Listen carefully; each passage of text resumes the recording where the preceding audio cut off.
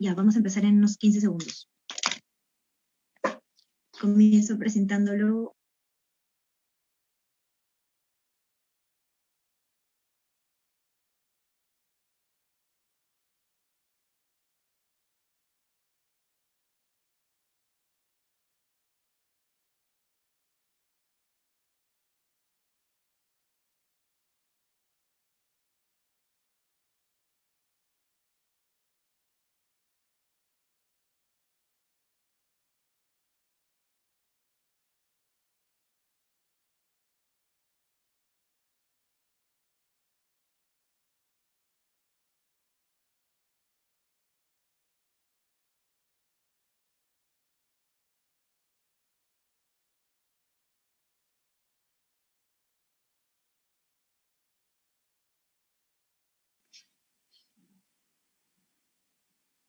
¿Qué tal con todos? Muy buenas tardes.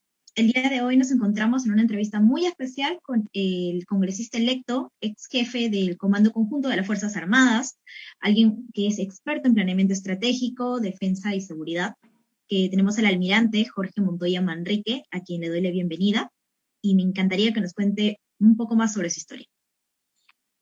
Milagro, muchas gracias por la invitación. Bueno, soy, como han mencionado, el congresista electo para este congreso que va a empezar el 28 de julio. Y a lo largo de mi vida he tenido muchas experiencias. He servido a la Marina de Guerra del Perú desde que tenía 15 años, durante 41 años de servicio. He aprendido mucho de ahí. Todo lo que soy se lo debo a la Marina. Soy experto en planeamiento estratégico, como se ha visto, en el manejo de grandes organizaciones. He tenido siempre a mi cargo mucha responsabilidad, tanto en el aspecto logístico como en el operativo. Me tocó participar en los dos conflictos con el Ecuador y en la guerra contra el terrorismo, como todos los marinos de la época. Así que tengo bastante experiencia para poner al servicio de mi patria aún ahora a través del legislativo en el Congreso, y estando conectado con la ciudadanía para poder representarla lo mejor posible, llevar sus inquietudes al Congreso y convertirlos en normas si es que es necesario. Eso es más o menos la historia oficial de lo que he sido. Además de eso, soy una persona como cualquier otra. Soy casado con Mary, mi esposa de toda la vida, a la que amo mucho, y tengo 2 hijos y Qué 3 hermosa historia. nietos. 3 nietos ¡Wow! y 2 hijas políticas. Qué bonito, de verdad, qué linda, qué vida tan completa y qué hermoso felicitarlo también por haber sido electo y sobre todo por poner el pecho por nuestro país, dadas las circunstancias. Estamos afrontando una pandemia. Hacer política hoy, no solamente por el tema de la coyuntura política de por sí, sino también la coyuntura sanitaria, económica, social, en verdad hay que ser bastante valiente, porque sí, la situación no está tan sencilla, ¿no? Algo que menciona, me interesaría mucho que nos comente en su experiencia, porque los que hemos nacido después de los 90 no hemos tenido la vivencia directa del tema que justo ahorita está muy tratado, el tema del terrorismo, ¿no? Algo que muchos jóvenes como que no tienen claro cuál es el panorama. Se ha escuchado en algunos foros que dicen guerra civil interna, pero hasta donde yo he estudiado y he podido conocer, eso no fue una guerra civil, fue tal cual, terrorismo, personas que mataban por un tema ideológico indiscriminadamente a quien pasase, a quien le cayese la bomba, el coche bomba u otra situación. Me gustaría, desde su experiencia, que ha estado al frente en el combate, que nos cuente un poco de cómo fue esa experiencia vivida, que es lo que los jóvenes tienen que saber y pues los que no son tan jóvenes recordar de aquella época. Sí, es bueno recordar porque vamos a tener una decisión fundamental en nuestra vida la próxima semana, decidir por quién votar. Yo sí lo tengo decidido definitivamente. Y creo que nos faltó a nuestra generación transmitir en el momento adecuado a nuestros hijos, a nuestros nietos, lo que sucedió en esa época. Tuvimos una lucha contra el terrorismo, con todas sus letras. No fue ni conflicto armado interno, ni fue guerra interna, ni nada de eso. Una lucha contra gente de mente malsana que atacaba a la sociedad, generaba terror. Empezaron por la sierra, entraban a un pueblo en la sierra, querían que lo sigan, la población no los quería seguir. Ellos pensaban de que iban a convencerlos, ¿no? Diciéndoles que la tierra que tenían se las iban a dar a ellos, la tierra ya era de ellos. Había habido una reforma agraria en el gobierno militar de Velasco que no estuvo bien hecha, pero al final fue una reforma que le trasladó la propiedad de la tierra a las comunidades campesinas. Entonces ellos eran propietarios, eran terratenientes, y eso no encajó en la idea inicial de Sendero Luminoso, que pensó que iba a captar muchos seguidores por ese motivo. Entonces se enfrentó con ellos, y la única manera que concibió para poder someterlos era el terror. Entraban a un pueblo y mataban a todos los ancianos, por decirlo, o a los ancianos y a los niños, delante de la población para que lo vean. Se llevaban a los más jóvenes, los reclutaban, los obligaban a servir con ellos. Fue algo brutal. Han habido muchas matanzas provocadas por Sendero Luminoso y han muerto muchos peruanos en esta lucha durante mucho tiempo. Empezó empezando los años 80 y terminó por cerca del año 95, lo más crudo de la guerra, de la lucha, perdón, para no emplear términos que confundan. Y esta lucha no solamente fue en el campo, también fue en la ciudad. En la ciudad se dedicaron a poner bombas en los sitios más importantes o para generar terror. Atacaban hasta las embajadas de los países que tenemos acá. Ponían bombas en las embajadas. El San Isidro, que es donde están concentradas las embajadas, tenía una bomba diaria prácticamente. Después destrozaban, tumbaban torres de transmisión eléctrica todos los días, tumbaban una torre. Eso significaba que la ciudad se quedaba sin energía eléctrica en muchas partes, los hospitales, los sitios de emergencia. Entonces comenzó a proliferar los grupos de electrógenos. Y algo curioso que los jóvenes no lo entienden y los viejos ya nos acostumbramos a ver, son los muros que rodean las casas en la ciudad. La ciudad de Lima no tenía muros antes del terrorismo. Eran casas con jardines alrededor, abiertos, no había ni rejas ni muros. Era una ciudad tranquila y pacífica. Eso que han visto ustedes, que desde que han nacido los muros, es por consecuencia del terrorismo. Cada uno buscó protegerse de alguna forma. Comenzaron a levantar muros desde el borde del jardín interno, exterior de la casa, para protegerse y evitar de que las bombas o lo que hubiera en la calle causara daño a la vivienda. O sea, transformó la vida en Lima. Cambió la ciudad hasta su morfología. Fue totalmente diferente. Lo que recuerdo, mi recuerdo de niñez son la avenida Javier Prado era maravillosa, ¿no? Residencias grandes, jardines alrededor, no habían tantos edificios como ahora y los pocos que habían tenían jardín también. Entonces, todas esas modificaciones han sido producto de la violencia terrorista, porque la ciudad tuvo que adaptarse y Lima nunca paró, siempre siguió trabajando y siguió funcionando y el Perú no paró, siguió trabajando y funcionando, porque había libertad, pese a que estábamos con una amenaza terrorista fuerte. Las Fuerzas Armadas y la Policía Nacional luchaban permanentemente contra ellos todos los días. La ciudad seguía su ritmo, entre comillas, normal, adaptada a la situación, porque había libertad. El comunismo niega la libertad, niega la posibilidad de desarrollarse de manera independiente, niega la posibilidad de generar riqueza, niega la posibilidad de surgir. Eso es lo que hace el comunismo y eso es lo que querían hacer Sendero Luminoso y sus huestes asesinas. Entonces fue muy dura la lucha. Cuando fuimos aprendiendo en el camino, porque nadie estaba preparado para tener una lucha de esta naturaleza. Y los aprendizajes en el camino nos hicieron ver de que había necesidad de colaborar Fuerza Armada con la población.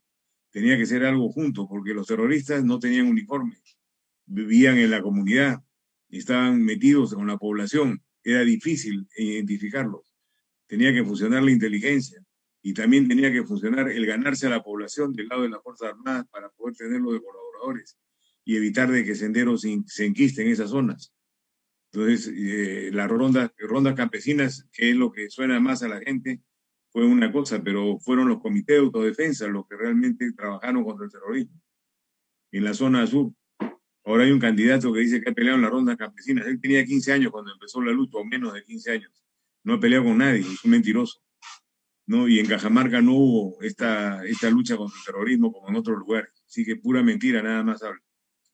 Entonces, En eso sí te puedo dar totalmente la razón. Te hago un paréntesis. Justo ayer hablaba con un familiar muy cercano que es de Tacabamba, para ser exacta, y le hice esa consulta, si como ella y toda su familia son de allá, efectivamente habían vivido el terrorismo, y me dijo, no, nunca llegó el terrorismo a Tacabamba, al menos lo que yo recuerdo. Ella me dice, no era tan niña, porque ya tengo casi 60 años, y toda mi familia que está allá, nunca hubo eso que menciona este candidato. Entonces, para nosotros los jóvenes a veces nos agarra como de improviso porque lo que hay en los textos escolares al menos es bastante breve y no es tan explícito. Se habla incluso, hay libros que te dicen que la población se veía inmersa en un caótico momento en el que estaban entre las Fuerzas Armadas y el terrorismo, como si al final ellos eran los que estaban en medio de una disputa, ¿no?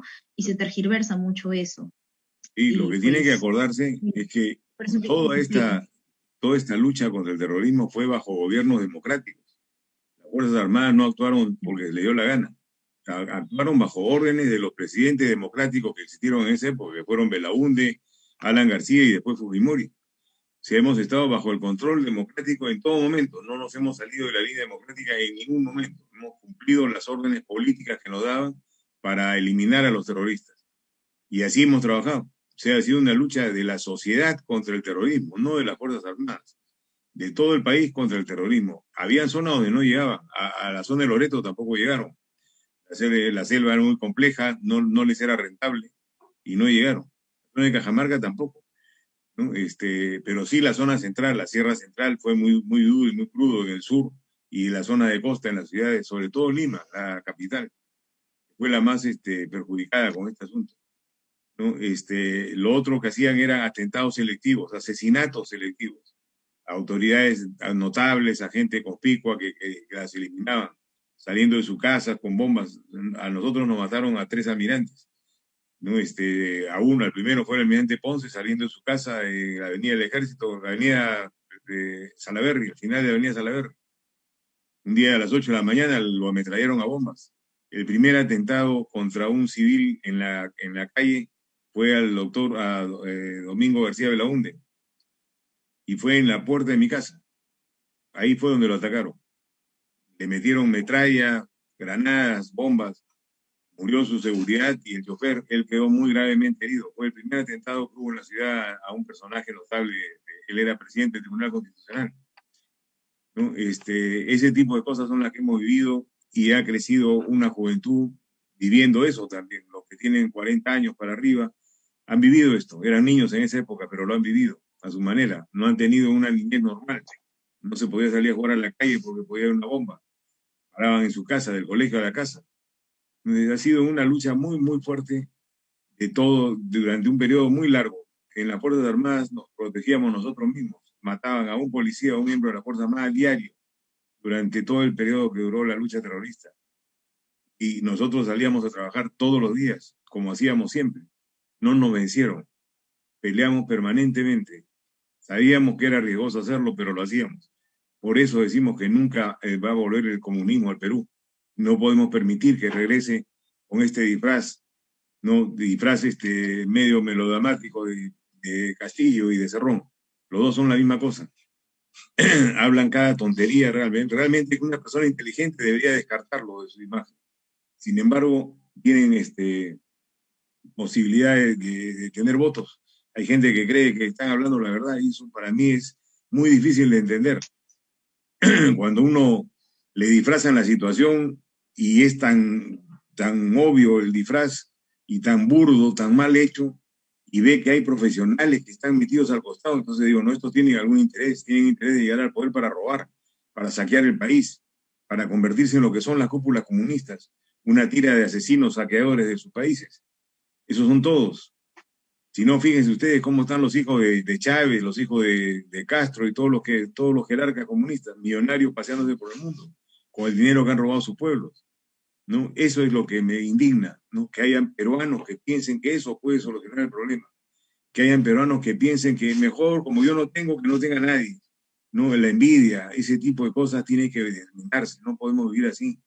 Tenemos que vivir unidos y todos peleando por el mismo ideal, salir de la pobreza, sacar al país de donde está, vencer la pandemia que hasta ahora no han hecho nada por evitarlo. El gobierno de Vizcarra fue una desgracia, debería estar en la cárcel, solamente por eso, sin entrar en el tema de corrupción, porque ha tenido una negligencia punible. Él y su ministro de Salud no han hecho nada por evitar la pandemia, absolutamente nada. No hay ningún planeamiento serio para poder tomar las cosas como deben tomarse. Ha sido hecho solamente para tapar huecos. Lo que se les ocurría un día lo hacían y punto. No han usado las herramientas que Hay tiene el Estado un, para defenderse. hay algo que menciona, dos puntos que justo me gustaría comentarles y saber su opinión, porque justo ayer hemos estado en un pequeño conversatorio privado con compañeras que son de distintas ideologías, ¿no? De centro izquierda, centro derecha, centro, derecha, derecha radical, izquierda radical. Y justo conversábamos sobre el tema del terrorismo y la izquierda. El tema es que a veces dicen que, como explicaba hace un rato, que supuestamente era una guerra civil, una guerra interna, pero cuando les argumentaba justamente y les comentaba, no puede existir una guerra civil cuando tú atacas a todos indiscriminadamente. Ellos atacaban a la población en sí, sean o no sean de oposición, sean o no sean de derecha o de izquierda, incluso a su propia gente lo atacaban y eso está más que documentado. Entonces, no ha sido una guerra ideológica como nos han querido pintar. Dos, yo veo que tratan mucho de excusarse y decir no terroqueen, porque no todos los de izquierda somos terroristas, y efectivamente, no todos los de izquierda, obviamente no. Una cosa es estudiar y compartir la ideología de izquierda y otra cosa es ser un terrorista. El problema es que las personas que están representando hoy a la izquierda exactamente en este partido tienen denuncias previas por terrorismo.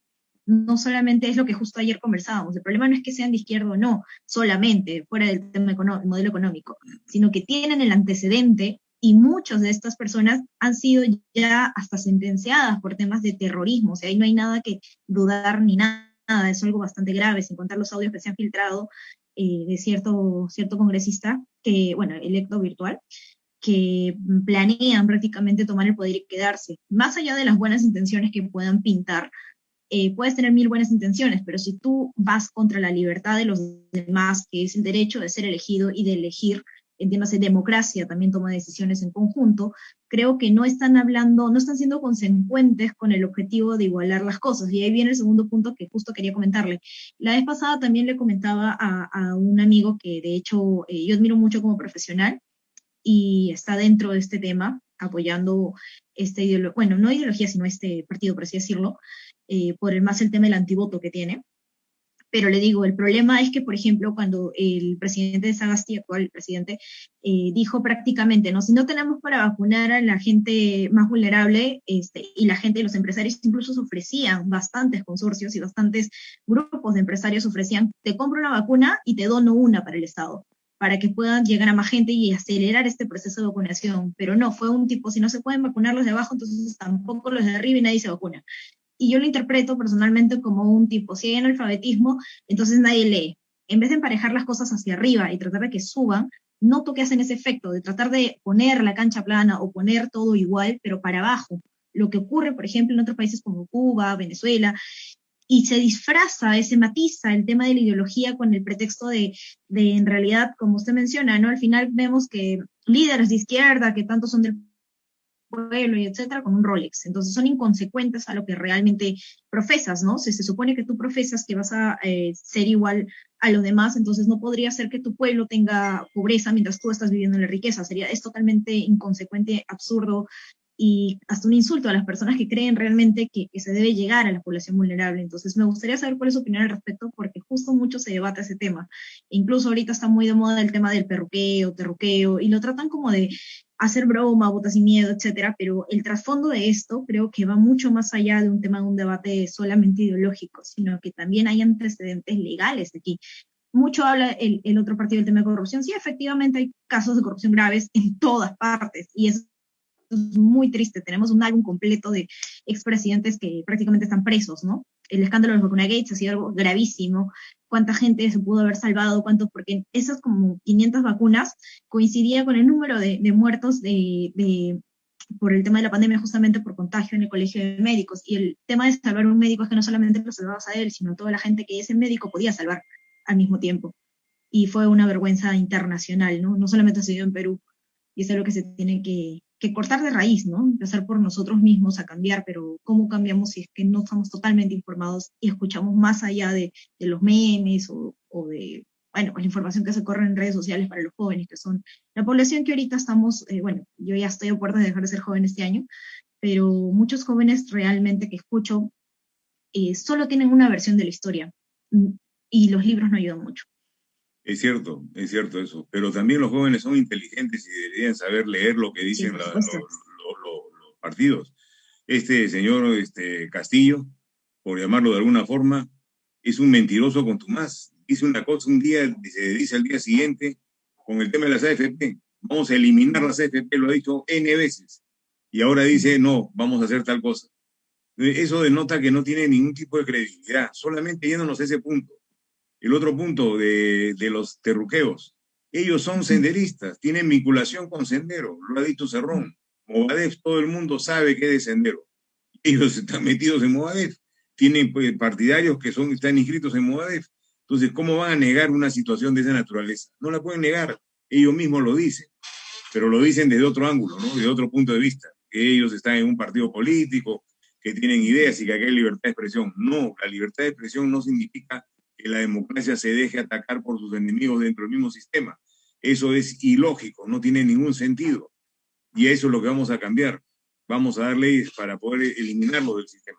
El que no cree en la democracia no puede estar peleando por los mismos derechos que un demócrata con las mismas armas que un demócrata. No puede ser, no puede ser.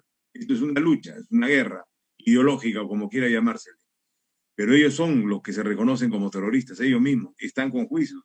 5 magistrados supremos han hecho que se repita el juicio de Bermejo porque tenían pruebas más que suficientes para determinar de qué era vinculado a Sendero Luminoso y había estado en esa zona. Y el juez que tuvo la causa, seguramente bajo amenazas o de repente porque era simpatizante de él, lo dejó bastante libre. Entonces, otra cosa que se hizo durante la lucha contra el terrorismo que la gente no sabe fue juzgar a los terroristas. Nunca nos salimos de los cánones democráticos. Tomábamos presos a los terroristas, no los eliminábamos. Podíamos haberlos matado en el campo también y nunca hubiéramos tenido presos. No, los deteníamos, los tomábamos presos, los metíamos a la cárcel y se empezaba su proceso de juzgamiento. Al inicio nos dimos cuenta que los jueces los dejaban libres y era porque estaban amenazadas sus familias. O sea, ellos empleaban la amenaza para poder salir libres a través de los procesos judiciales. Entonces, ¿qué hicimos? Jueces sin rostro, jueces con capuchas, como ha habido en otras partes del mundo. Y para que ellos no detectaran quién era el juez que lo estaba juzgando, porque ese juez iba a poner en peligro su vida y la familia y su familia. Y logramos meterlos a todos adentro con penas bastante fuertes. Luego, ¿qué pasó cuando cayó el gobierno de Fujimori? Vino Paniagua y dijo, no, reháganse los juicios. Y se hubo que rehacer los juicios de todos los presos por terrorismo que teníamos. Eso fue algo increíble. Eso fue, en realidad, debieron ser declarados traidores a la patria y metidos presos los mandatarios que dijeron eso. Porque fue destrozar lo que se había hecho con el tema de que el debido proceso y que habíamos actuado mal. Estaban equivocados. Esa gente jamás peleó con el terrorismo. Paraba escondida bajo su cama. O eran terroristas. Dos cosas. ¿No? Se sufrió mucho y se perdió muchas vidas por los descuidos que se cometieron. Así fue como se metieron presos a todos los terroristas. Y después, ¿qué hicieron cuando terminó el proceso de terrorismo? Que fue cuando acabó el gobierno de Fujimori. Que se generó todo un tema que es una fábula para mí. La marcha de los 4 suyos fue una farsa. Para mí fue una farsa porque no hubo ninguna oposición. Hubo la marcha, caminaban por la ciudad, no destruyeron, no hicieron nada. Se buscaron y se generaron ellos mismos una oposición que no existía, porque no había oposición. No habían dos grupos peleando por quedarse en el poder. Había un presidente que había salido elegido por N veces, por tercera vez, creo, no me acuerdo, y había que quería sacarlo. Y esta marcha generada por esos grupos de caviares y socialistas, izquierdistas, muchos de ellos, generaron esto y cambiaron la historia después, diciendo de que habían tenido oposición, querían tener una oposición, y la generaron. Ellos, de mi teoría es que ellos mismos generaron los incendios, pocos incendios que hubieron en Lima, 1 o 2, porque no hubo oposición. El Banco de la Nación, si no me equivoco. El Banco de la Nación. Eso fue generado por ellos mismos, porque no había oposición, nadie tenía, no había dos bandos. Había un bando que quería tumbarse al que estaba de turno. Bueno, cuando lo terminaron de sacar afuera y llegó el nuevo gobierno, se borró todo lo hecho. Se destruyó el servicio de inteligencia. En vez de sacar a la persona responsable y meterla presa, si querían conveniente hacerlo, destrozaron el servicio de inteligencia, o sea, afectaron la seguridad del país. Y así estuvo durante todo el gobierno de Toledo. 6 jefes de inteligencia cambiaron durante ese periodo. Sin inteligencia nos hemos quedado todo el periodo. El terrorismo faltaba poco para darle el puntillazo final al grupo armado que estaba en el EBRAE. Cuando Toledo tomó el poder, se cortaron los presupuestos y no se hizo una sola acción antiterrorista durante su periodo. Esto lo reiniciamos nuevamente en el año 2007. Durante 5 años estuvieron creciendo en el Yucatán. Todo lo que tenemos ahora es una herencia de Toledo y su gente, porque no se pudo combatir en ese momento a ese remanente que había quedado, que hubiera sido muy fácil terminarlo en esa época. Se dejó que se creciera, se metiera, se enlazara en la sociedad del Yucatán, y ahora estamos ya por terminarlo, pero nos ha costado mucho tiempo y más muertos, ¿no? Esas son responsabilidades Claro. políticas, no son responsabilidades militares, son responsabilidades de los políticos que estuvieron de turno. Y eso es lo que hay que tener presente, ¿no? Que esto es un tema de supervivencia del Estado. No podemos seguir con estas palabras a medias, ¿no? O sea, no, la moda es, pues, yo tengo que odiar a Keiko, pues, porque si no, no estoy con los que están de moda. ¿Por qué? Porque le crearon también todo un tema.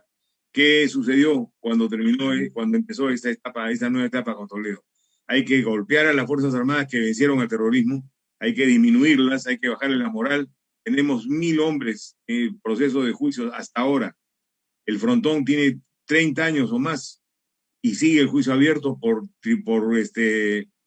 magistrado del Tribunal Constitucional actual que prevaricaron cambiando el voto de un magistrado que ya no estaba.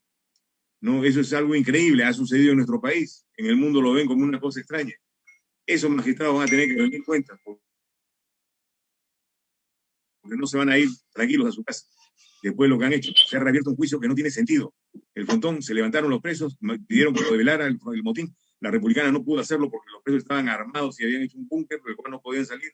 Le pidieron a la Marina que fuera, la Marina fue, develó el motín, hubieron muertos por ambas partes, hubo un combate. No fue a tratar de sacar a gente que estaban sin armas, no, estaban bien armados y bien protegidos. Y ese juicio continúa hasta la fecha por jueces que están metidos, infiltrados por el terrorismo y por Ministerio Público también infiltrado con el terrorismo y hasta el Tribunal Constitucional, porque ellos son los que han hecho que se reabra el juicio. Eso no tiene razón de que no existe. Así como quisieron enjuiciar a los comandos Chavín de Huántar. O sea, esa gente está enquistada en el poder. O sea, no es que está peleando en el campo, está ocupando puestos públicos y están haciendo una labor dañina para el país. El Tribunal, el Jurado Nacional de Elecciones, el presidente es comunista, lo ha dicho él mismo. ¿Qué imparcialidad puede tener? No tiene imparcialidad. El Tribunal de Ética ha renunciado ahora ya es tarde para renunciar. Se comprometieron y han sido cómplices de todo el proceso electoral. Dicen que no ha habido reclamos en el proceso electoral. Los ha habido. Mi partido ha hecho reclamos por escrito que no han sido aceptados. Pero sí ha habido reclamos porque hemos detectado fraude en varias planillas. ¿Y cuál ha sido la razón que le dieron a su partido, entiéndase el Partido de Renovación Popular, correcto? Correcto. No hayan querido recibir estos reclamos. Los han recibido y los han desestimado. Y cuando les hemos pedido que nos den las actas para comprobar realmente cómo han sido modificadas, nos han dicho que están muy ocupados y que para el mes de septiembre posiblemente nos las hagan llegar. Se O sea, imagina cuando ya una pasaron las respuesta elecciones. cuando ya acabó todo, ¿no? La burla que tienen y la irresponsabilidad que tienen. Pero eso no va a quedar así porque estamos en democracia y tenemos herramientas y medios para poder continuar nuestra lucha hasta el final. Y lo vamos a hacer. Entonces, los jóvenes tienen que entender eso y tienen que saber leer estos mensajes. Significa que la gente que está metida en esto, manejando, Vizcarra está atrás de ellos también, están tratando de boicotear la democracia, están tratando de pasar libres de cualquier tipo de investigación sobre actos de corrupción.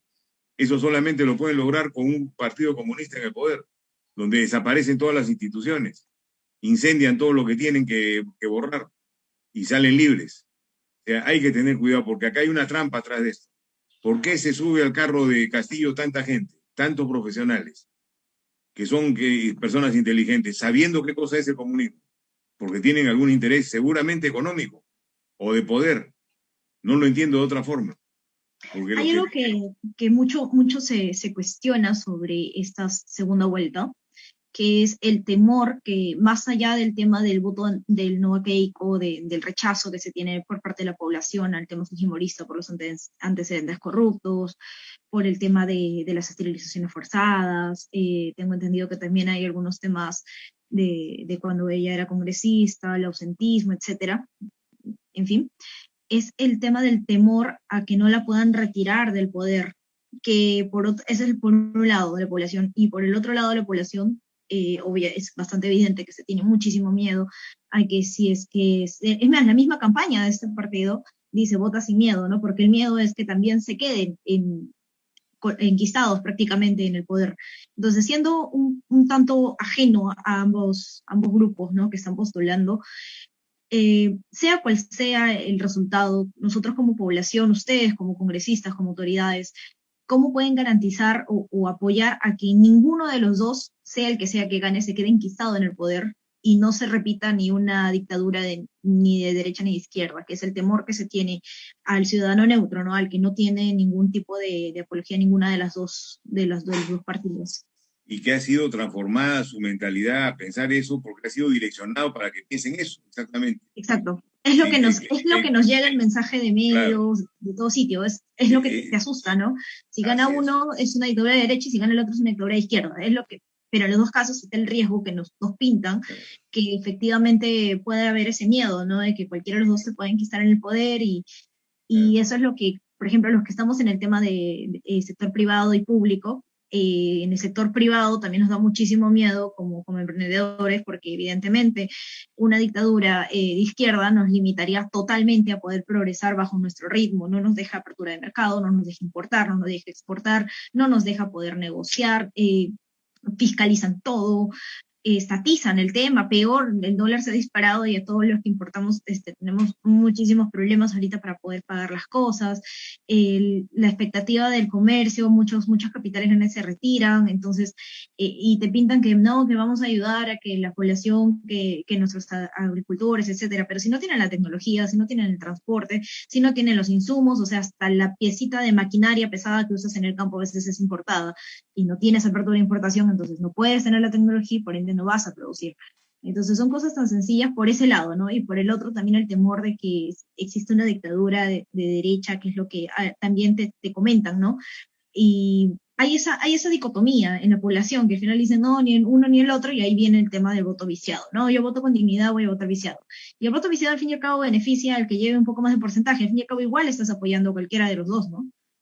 Así es. O sea, la gente se convierte en ignorante ya con este tema y deja de pensar y se deja arrastrar. Pero acá hay que pensar y ser claros en este tema. Poca gente lo habla porque tienen temor a que lo tachen de Sí, fujimorista o otra cosa. Pero yo siempre claro, lo ahí hablo porque no simplemente te tengo temor a insultan. que me tachen de nada. Yo soy como soy. No soy ni fujimorista, ni antifujimorista, ni soy comunista. Definitivamente eso sí no lo soy. El caso de Keiko ha sido un caso creado contra Fujimori en general. O sea, no todo lo que dicen es cierto, pero ya la gente lo toma como cierto. Para Claro. empezar, el Congreso obstruccionista de la época de Kuczynski, de Vizcarra, no fue así. Vizcarra fue el que confrontó al Congreso. Él tenía como objetivo cerrarlo y dio paso a paso todos los caminos que necesitaba para cerrar el Congreso. Y lo hizo, teniendo como aliado al Tribunal Constitucional. Eso es un tema muy serio y no es cierto que el Congreso era obstruccionista. Si se ponen a Bueno, un comparar con paréntesis acciones de ahí otros que sí congresos, me gusta. Hay un paréntesis que sí me gustaría hacer. Creo que aquí sí todos deberíamos reflexionar sobre la credibilidad de Vizcarra, porque después del escándalo de los Vacuna Gates, todo lo que él haya dicho efectivamente queda en tela de juicio totalmente. así es. Y eso sí lo he dicho abiertamente. Nunca apoyé a Vizcarra, de hecho nunca he emitido ninguna opinión política hasta la fecha, hasta hace unos 2, 3 semanas que recién he dado cuál es mi postura por un tema de que tengo una organización de jóvenes y siempre me he mantenido neutra, pero Vizcarra, de verdad que después del escándalo de los Vacunagate, creo que no tiene ni voz ni voto. Yo le voy a decir, yo he entrado a la política gracias a Vizcarra, porque me dio tal indignación ver cómo podía actuar impunemente y que nadie hacía nada, que dije, voy a entrar al gobierno porque esto no puede quedar así. No puede haber gente que maneje el país de una manera impune como lo ha manejado él, con tantos muertos a sus espaldas, porque por él ha muerto Sí, la gente, por él y su ministro de Educación de Salud. Y eso no va a quedar sí, ahí, se lo aseguro. Entonces, esas cosas han sido creadas y se ha generado esa imagen de terror. Keiko se ha sí, cumplido con todas las citaciones que ha tenido. Ha ido presa 2 o 3 veces, no me acuerdo. Ha dos. cumplido con la ley, nunca se ha ido. Eso es más que suficiente para demostrar que va a cumplir con lo que dice la Constitución.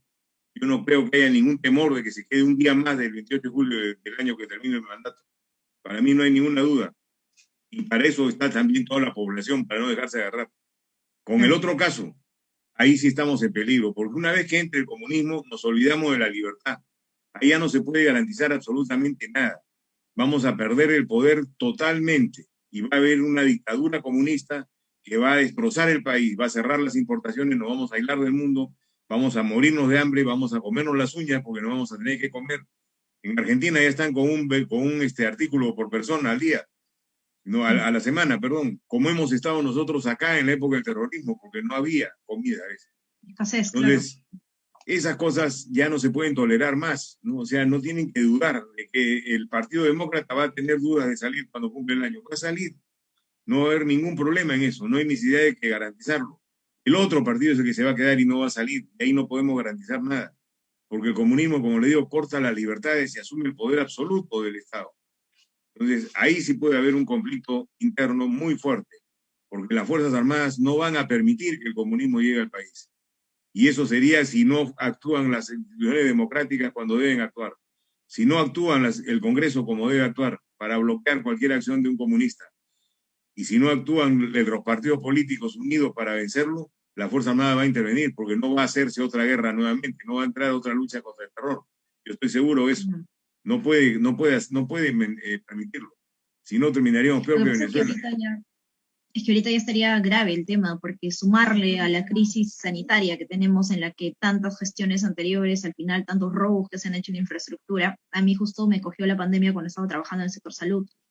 Veía hospitales que tenían supuestamente planeados, que ya se iban a poder aperturar después de 10 años de que habían comenzado con la construcción, o bueno, su defecto mejoramiento, y tenían 30 años, 25 años, había uno que tenía 38 años, me acuerdo, que seguía pendiente de mejoramiento y ya habían usado casi todo el presupuesto. Entonces se evidenciaba la corrupción que venía, y no hablo solo, porque muchos dicen, no, el presidente, las cabezas, no, es que eso empieza desde los pequeños funcionarios, desde lo más chiquito hasta lo más grande, es toda una red, y eso no tiene nada que ver o sea, independiente del partido que pertenezcan, algunos ni partidos tienen, o sea, en verdad es un tema ya cultural, ¿no? Eso es por un lado. Sumarle el tema del terrorismo, de la desgracia económica que eso traería, porque si de por sí afrontar la pandemia ha sido muy duro para todos los emprendedores, te decían quédate en tu casa, pero ¿en qué casa, no? Te decían, no puedes salir a comprar, incluso posteaban, ¿no? Ay, la gente no entiende. La gente salía a trabajar porque vive del día a día, los estibadores en los mercados, la gente de los restaurantes que han sido tan afectados, hicieron la política totalmente fuera de foco, al decir salgan las mujeres un día y los hombres otro día, cuando no tenía nada que ver eso con el tema de la pandemia. Fue un error gravísimo del Estado, no han manejado bien la pandemia y han afectado no solamente a comercios, sino a usuarios. La gente que vive del día a día ha sido la más afectada aquí, porque los empresarios que tenían más liquidez económica han podido sobrevivir, y como ellos diciendo, no, hay que quitarle al rico, el rico simplemente va a agarrar y va a reducir su personal y va a seguir sobreviviendo, o por su defecto se va y ya está. Ese es el tema, ¿no? Ese resentimiento que usan de que efectivamente el Estado no ha llegado a las zonas más vulnerables. Hay gente aquí en este país que no tiene ni DNI, no hay una carretera siquiera que llegue a estas zonas para poder aperturar el comercio, pero la idea sería más bien llegar a ellos y mejorarlos, no quitarle al que tiene con todo el esfuerzo que le ha costado llegar a donde está. Y no hablo de las personas que hayan heredado empresas, hablo de las personas que han hecho empresas, que han empezado desde cero. También he escuchado muchos comentarios que, claro, el Perú no es Lima, pero se olviden que Lima ya es provinciana, porque todos aquí, el que menos, desciende de alguien de provincia. Aquí son los nietos, los hijos de todos los migrantes del interno del país de hace muchos años atrás. Entonces ya no existe esa Lima aristocrática que antes se mencionaba. Eso ya es mentira. Hoy por hoy los emprendedores, los empresarios, son gente de provincia, que la lucha, que se levantaba a las 4 de la mañana a trabajar duro. Y eso es algo que también tampoco se está como considerando mucho, porque ponen, por ejemplo, ¿no? Por la marcha de ayer, dice, sí, una lucha de clases sociales. ¿Qué clases sociales? Si las personas que estaban marchando eran personas que estaban siendo ambulantes, incluso trabajando ahí del día a día. O sea, creo que ahí están tratando de manipular un poco la información y tratando de querer hacer una segunda reforma agraria, pero sin un sustento real. Entonces, me gustaría que también eso se transmitiera, porque es la contracara de lo que nos muestran, ¿no?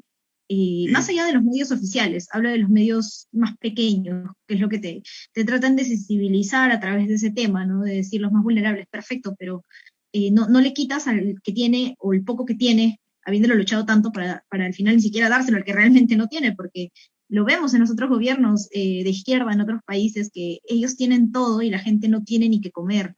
se han venido aquí migrando, porque yo no creo que ninguna persona de otros países hayan venido a que le guste, que lo traten mal o mendigar y no tener ni un centavo y estar lejos de su familia. Han venido porque no tienen que comer en su país y quieren que lo mismo nos pase acá. Eso es lo que también creo que deberían reflexionar un poquito más las personas antes de votar, ¿no?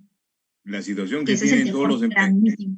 Ay, la situación por la que están pasando los emprendedores, que son la gran mayoría del país, nuestro país no se puede comparar con ninguno de la región. No hay nadie que tenga tantos emprendedores como el Perú. Nuestra sí, idiosincrasia sí, es ser independientes siento.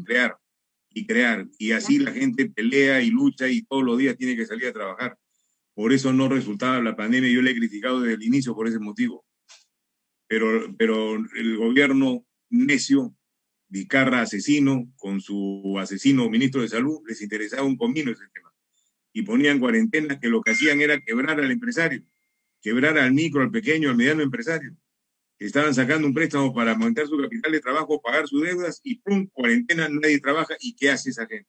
Hay 3 millones de deudores, 3 millones de deudores, un poquito más, a los bancos por diferentes préstamos, no reactivas, sino por préstamos que han pedido individualmente para poder seguir trabajando. Esos, los responsables, es el gobierno de Vizcarra. El gobierno que entre tiene que asumir esa responsabilidad, porque no pueden quedar esos deudores así como están. Entonces, ese es un tema que lo hemos puesto nosotros en la campaña y lo voy a tratar de hacer desde el Congreso para que los partidos que estén ahí lo entiendan y se asuma esa responsabilidad. Y así como eso, hay muchas cosas que han sucedido en este periodo nefasto de Vizcarra que ha generado que la situación económica del país esté como esté ahora.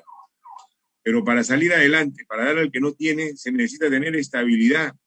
¿Para qué? Para poder crecer, para poder recibir inversiones, para generar puestos de trabajo. Si yo me voy a poner a cambiar la constitución, a hacer una constituyente, nadie va a venir al país, nadie, y nos vamos a hundir en un profundo abismo y no vamos a volver a salir de ahí, Me porque gustaría estamos en hacerle una una situación, pregunta. perdón, Me gustaría hacerle una pregunta. sí, ¿Cómo es que desde su visión muy personal, usted cree que podríamos cambiar las cosas fuera del tema de la segunda elección?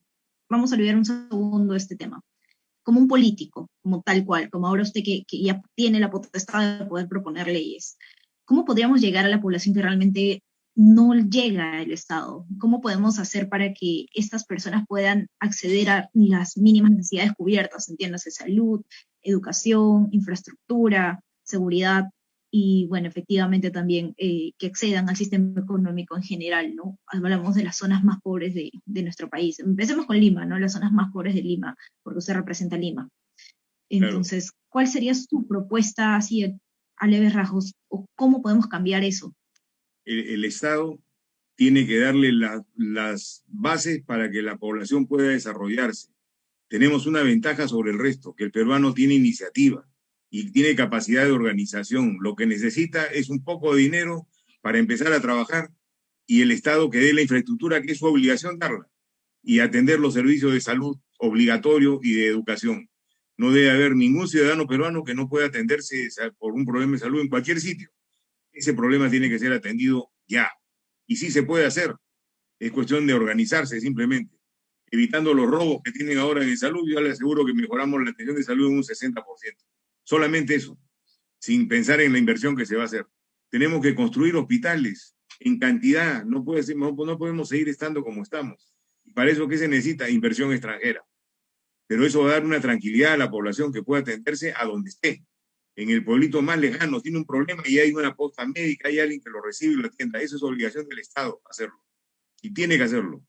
Y tiene que darle educación, pero educación real, no las tablets que no funcionan o que nunca llegan y que no hay internet. ¿Y para qué van a dar tablets si no hay Entiendo, internet? ¿No? O sea, esas son cosas que efectivamente. son penalizables realmente por la persona que la ha hecho, debería estar presa. Eso tiene que corregirse, dar educación de calidad. Los maestros tienen que dejar la política de lado. Hay que votar a todos los comunistas que están metidos en el magisterio. Y lo digo con esas palabras. Hacer una investigación de inteligencia, de contrainteligencia y de investigar quiénes son comunistas y ellos se van para su casa. No pueden seguir enseñando ni torciendo la mente a los jóvenes. Se ha detectado un colegio en Puno, Beto Ortiz lo dijo en su programa, que una maestra le lavaba el cerebro a los niños diciendo que Keiko era ladrona, que era corrupta. Eso le está metiendo en el colegio. En Piura igualito, se ha detectado también en el norte, otro grupo, otra persona ha hecho lo mismo. Eso significa que Cerrón y su títere Palacios Castillo, diré, están penetrando la mente de los jóvenes, abusando de su capacidad de maestro. Eso no se puede permitir. Entonces, todas esas cosas tienen que modificarse, cambiar y actuar como un peruano normal, no un peruano con la mente torcida, ni con envidias, ni con odios. Ahí sí te puedo dar la razón porque yo crecí escuchando justamente el tema antifujimorista por la academia preuniversitaria en la que estaba. Yo estuve en una academia preuniversitaria desde los 11 años y crecí escuchando eso, pero con los años tuve, por cosas de la vida, la experiencia de conocer a personas que eran todo lo contrario. Entonces, por eso es que me he pasado casi 10 años estudiando el tema, investigando, escuchando, para que tú puedas tomar una decisión o tener una opinión, tienes que conocer todas las versiones del hecho, no solamente la que te puedan decir. Y sí es verdad, en la Academia Preuniversitaria donde yo estaba, nos hablaban que el siguiente modelo económico del neoliberalismo iba a ser el socialismo. Y es algo que incluso nunca me voy a olvidar porque era como una espiral que te dibujaban en la pizarra y te decían, ahorita estamos aquí, de acá a 20 años o 15 años vamos a estar en el socialismo, que es el siguiente modelo económico. Y yo era una niña de 11, 12, 13 años, 14 años, y escuchaba eso en distintas clases de humanidades dentro de la academia pre donde yo estaba. El segundo punto, ya que mencionaba el tema de infraestructura, hay un tipo de acuerdo aquí muy interesante que son los contratos G2G, que tuvimos como modelo el tema de los panamericanos y ahora último se ha usado mucho con el tema de los hospitales en infraestructura para el Estado. Si se diese el panorama de que se diese un gobierno comunista, marxista, leninista, como indica el ideario y programa, porque claramente dice eso, firmado con la cara y el perfil del señor Cerrón, quien justamente también es acusado de corrupción, incluso ha habido todo un tema, creo que ha estado hasta Abogado corrupto. perseguido, mil cosas, ¿no? Claro, exacto. Este tipo de contratos, los G2G o Estado-Estado, que han acelerado y han mejorado totalmente el proceso y de hecho la naturaleza de este tipo de contratos lo que ayuda mucho es a prevenir el tema justamente de corrupción y que sea efectivo el trabajo de la infraestructura. Ahorita se usa en hospitales por el tema del Programa Nacional de Inversiones en Salud, se usó para los panamericanos y se estaba proponiendo incluso para que lo saquen en gobiernos subnacionales. ¿Frenaría este avance, este tipo de modalidad en un gobierno comunista o lo mantendrían si es que se diese el caso? Ese sistema evita la corrupción interna. Correctamente, sí. Definitivamente la disminuye a su mínima expresión. Totalmente. Y yo creo que debería seguirse con ese modelo porque es positivo, bien manejado. Ahora, Sí, tiene su costo definitivamente. es un Habría poco que más, poner pero cláusulas condicionales para que contraten empresas nacionales para los trabajos que se van a realizar. O sea, no que todo venga de afuera, sino que también contraten mano de obra nacional, porque si no, no tendría efecto. O sea, esa es una cláusula que tiene que estar en todos estos contratos y si no, vamos a perder. Y eso sí se puede lograr, porque normalmente la aceptan, no tienen problema.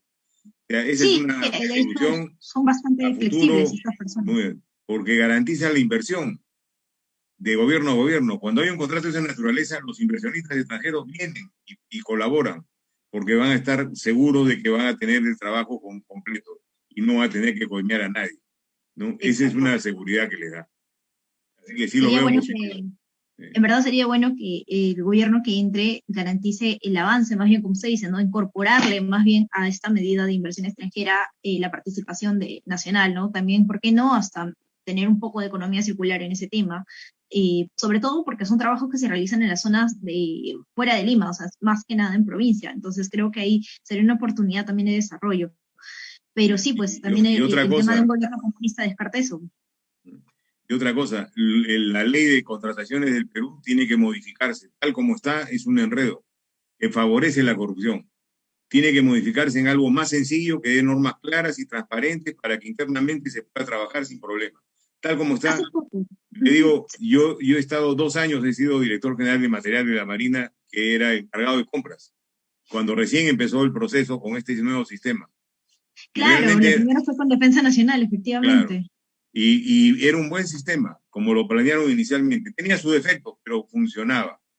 Y lo que sí, no se aceptaba nada que pudiera distorsionarlo el sistema.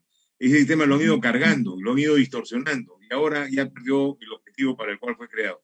Tiene que Sí, modificarse, tiene que hacer algo más ágil que permita que evite la corrupción, no que la genere como la genera ahora.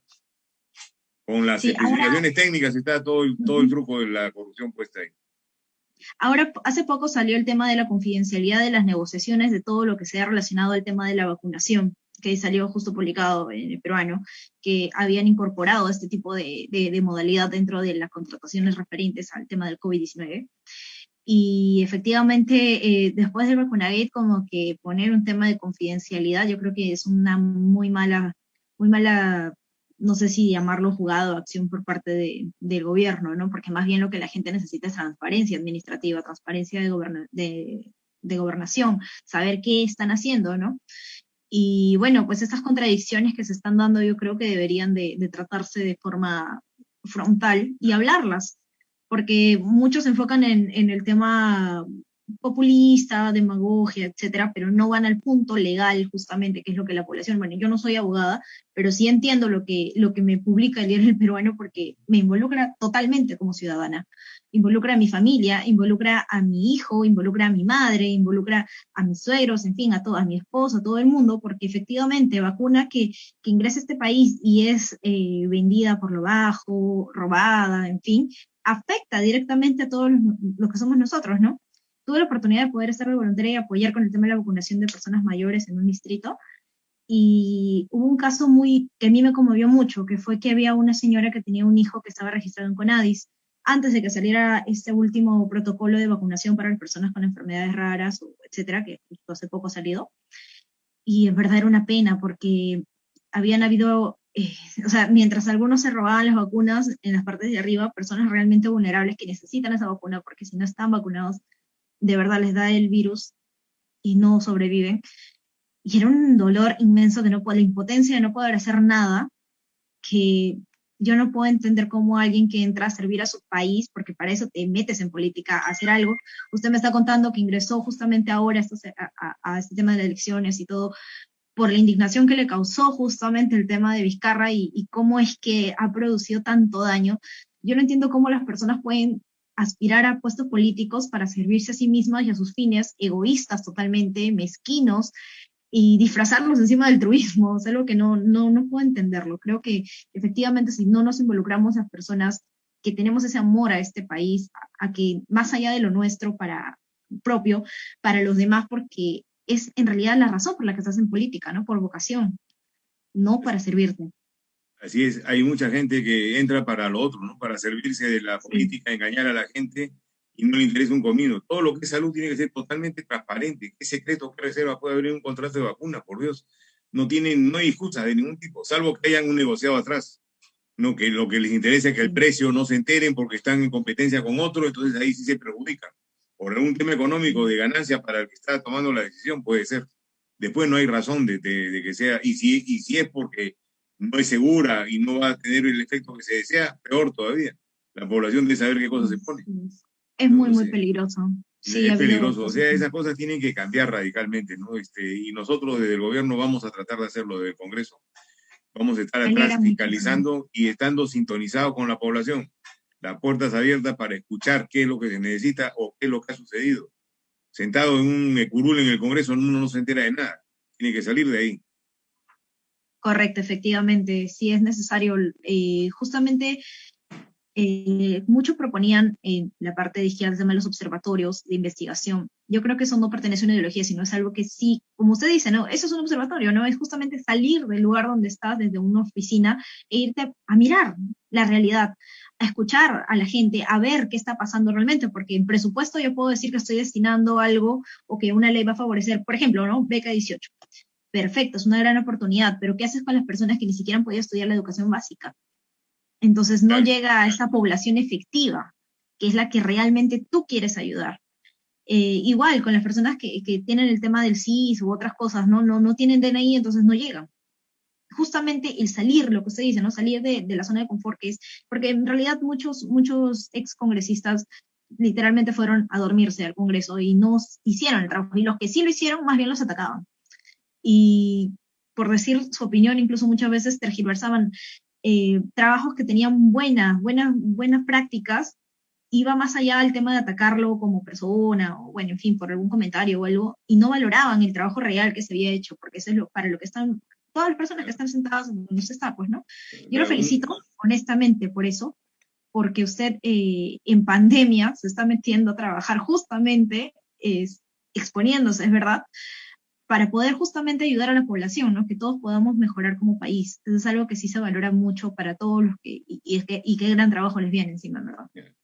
Hay un tema que es importante para millones de peruanos, la titulación, y se ha dejado de lado. Se empezó con COFOPRI con mucho énfasis en un periodo anterior, hace muchos años, y eso ha ido desacelerándose, y ahora está en una velocidad muy baja. Ahí necesitamos revitalizarlo y lo vamos a hacer. Estamos viendo qué normas tenemos que aplicar y qué cosas se tiene que hacer para que en todo el país se comience a terminar con la titulación, porque eso impide que la gente tenga electricidad, agua y desagüe. Sin titulación no hay capacidad de que le den ese servicio. Y esto está en los bordes de la ciudad, cerca a nosotros. O sea, no es algo que está lejos, en otro continente, lo tenemos en la puerta de nuestras casas, y no lo vemos, y lo dejamos ahí, porque la gente sigue sobreviviendo, no se queja, trata de salvar sus problemas, carga un balde de agua a 100 metros para arriba, todos los días. Entonces, eso es inconcebible. Y ahí hay que tomar acción, y hay que hacer programas de vivienda para que no haya invasiones, programas de vivienda con tanto terreno que tenemos. El Estado debe darlo y debe trabajar y debe dar el apoyo inicial para un préstamo para que la gente misma pueda ir construyendo. Eso se puede hacer, pero hay que tener la voluntad de hacerlo, nada más. Hay un problema justamente que ya es un tema, bueno, yo he nacido y he crecido 6 generaciones seguidas en el RIMAC, en la ciudad histórica del RIMAC, acá en el distrito. Y justamente lo que mencionaba, el tema de la titulación es algo que nos ha arrastrado durante décadas a todas las familias que vivimos en la zona de patrimonio cultural. ¿Por qué? Se crearon muchas asociaciones de vivienda, se trató de luchar para poder tener el título, porque esas casas, por la antigüedad que tienen, es verdad que son patrimonio cultural, pero han habido muchos accidentes, se desplomaban, se caían, y tenías dos opciones, ¿no? O te ibas, o te aguantabas, y no podías romper las paredes, no podías cambiar la estructura porque te multaban o simplemente te retiraban. Entonces, ¿qué pasaba? Que se derrumbaba encima de la gente. Y nunca dieron los títulos a las personas y a los vecinos de la zona. De hecho, mi casa no tiene título, efectivamente, en el RIMAC, y es por un sistema de posesión, si no me equivoco. Actualmente el problema ha continuado, y cuando han querido tomar acción los vecinos, de hecho hemos querido hacer algo al respecto, nadie pone el pecho, todos se lavan las manos, ¿no? Por un lado el INDECI, por otro lado la municipalidad, independiente del gobierno que esté de turno. Y si eso se ve en una ciudad céntrica donde estás excediendo toda Lima metropolitana, en las zonas de afuera es peor, pues, ¿no? O sea, en verdad sí, eso es un tema que no te deja indolencia del Estado, es una indolencia del Estado, de los gobiernos. Personas absoluta, han muerto, aplastadas por esto. ¿no? Vecinos Indolencia, míos, o sea, lo digo porque lo he niña, no es algo que a mí me hayan contado, es que lo he vivido, o sea, lo he visto. Mi propia casa yo no puedo ni modificarle nada, es de quincha, no tiene columnas ni nada, no podemos hacer nada, porque estaría tocando el patrimonio cultural. Ahí viene un grave problema, esa es indolencia del Estado. El Estado tiene que solucionar el problema. Si yo digo que eso es patrimonio cultural, me debo responsabilizar por reconstruirlo, como Estado, como gobierno. O reforzarlo, ¿no? O sea, darle las medidas de seguridad. Decirle, ok, ustedes van a vivir acá, para mí esto patrimonio cultural debe quedarse, mi contribución es tanto, y el Estado pone la plata para hacerlo. Es su obligación, claro, o la municipalidad, claro, o la municipalidad, o conseguir no créditos de afuera. Tiene que haber proactividad, porque así no se puede seguir. Es que ahí también hay un tema de desgano, de no querer confrontar, me imagino que habrán temas también internos, no lo sé, pero si eso yo lo he vivido desde niña, estuve ahí hasta hace unos años, justamente, bueno, pues que nació mi hijo y ya no vivo ahí ahorita, pero siempre voy porque ahí reside mi madre, entonces siempre voy para la casa donde yo crecí, nací, conozco a la gente de allá, desde que abrí los ojos mi mundo fue el RIMAC, y yo hoy por hoy vivo en otro distrito, con mi pequeño y bueno, mi esposo, mi familia, pero nunca he dejado mi RIMAC, siempre estoy allá yendo constantemente, y realmente me gustaría que se hiciese algo, ¿no? No solamente por ello, sino por este mismo problema que usted menciona está a nivel nacional, el tema de las titulaciones, que no le dan la importancia de vida, le están dando importancia a otros temas que también son relevantes, es verdad, pero este también implica desarrollo, hasta préstamos para poder hacer emprendimientos, o sea, en verdad acarrea todo. Hay un tema que es importante, los funcionarios a veces se creen que son dioses y que tienen toda la virtud en su cerebro y sentados en un escritorio dan normas que afectan a miles de peruanos. Eso no se puede permitir. Usted sabe, por ejemplo, que si usted quiere importar esas motos eléctricas que vienen de China, no le dan placa, o sea, usted la trae, la interna al Perú y no le dan placa porque no tiene un número que deben tener todos los vehículos. Es algo increíble. Y no puedes transitar, o sea, La por las puras. persona llega y pelea con medio mundo y no tiene, eso es algo realmente para ser sancionable, o sea, sancionar a la persona que le niega esa posibilidad. Y si ese funcionario no tiene la solución, hay que despedirlo, porque está para solucionar problemas, no está para crearlos, ni para impedirlos. Esas cosas van a cambiar porque vamos a preocuparnos de cambiarlas con información de la población. O sea, la población tiene que darnos esa información para nosotros poder actuar y poder corregir las cosas que están mal. Así se trabaja en un país en equipo. No soy yo dueño de la verdad, ni ustedes son dueños de la verdad. Hay que confrontar las ideas y ver cómo se puede buscar una solución que mejore la situación de todos los ciudadanos del país. No de un grupito, de todos y de los que menos necesitan con mayor razón. Muchísimas gracias, almirante, de verdad, sí, un gusto escucharlo. De verdad que es muy necesario escuchar más versiones de las que nos puedan enseñar unas cuantas personas. La realidad tiene distintas formas de verla, pero hay algo que es innegable, que que la libertad de expresión termina cuando abusas de los derechos de los demás, y dos, que la verdad científica, demostrable, con estadística, no confiere solamente una opinión, es la verdad y es algo que sí debemos de tener claro, más allá de la opinión que podamos tener o de la orientación política, por así decirlo, pero que hay cosas que son innegables y que tenemos que tener mucha cautela, porque las consecuencias no solamente son para nosotros, sino para nuestros hijos y los hijos de nuestros hijos. Y hay algo que todos aquí compartimos, que es el amor a nuestros hijos. Y queremos dejarles un país seguro, donde ellos puedan desarrollarse y llegar a donde ellos deseen, pero con la tranquilidad y la seguridad de poder hacerlo. Y no es justo que un niño pase hambre, que un niño pase miedo, pase terror, pase inseguridad, pase no tener educación o una familia, pase violencia social y en su propia casa incluso. Creo que es responsabilidad de todos nosotros mejorar el lugar donde nacimos. Así que muchísimas gracias. Le doy unos minutos para que nos pueda dejar un mensaje final y pues felicitarlo nuevamente. Gracias a usted por la entrevista. Lo único que me faltaría decirles a la población es que tomen la decisión del futuro de sus hijos. Si quieren que vivan en libertad, que puedan desarrollarse, que puedan tener una familia, no voten por el comunismo. Eso sería lo peor que podrían hacer. Voten por Fuerza Popular, que nos va a garantizar seguir viviendo en democracia, seguir teniendo la opción de reclamar, de gritar, de salir a protestar, si queremos hacerlo, y asegurarnos un futuro mejor para nuestra familia. No crean en los comunistas, son unos falsos, mentirosos, ladrones, asesinos. Nos han asesinado en la época del terror y eran quienes comunistas con la misma doctrina que ha escrito Cerrón en el Jurado Nacional de Elecciones, por escrito con su puño y letra, firmado. No, yo no estoy inventándolo, él mismo está diciendo qué tipo de gente es.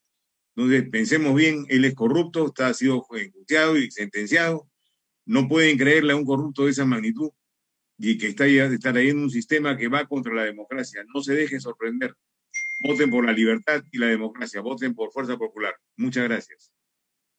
Muchas gracias, almirante Montoya. Y finalmente me gustaría decir que a mí personalmente me hubiera gustado que otro candidato estuviese en segunda contienda, no los dos que están ahí. Honestamente yo no voté por ninguno de los dos. Pero bueno, espero que sigan luchando como políticos, que sigan buscando llegar a tomar las riendas, porque el precio que se paga de no involucrarte en política es que las personas incorrectas lo hagan. Así Así que es. muchísimas gracias, un fuerte abrazo y hasta una siguiente oportunidad. Gracias. Hasta luego.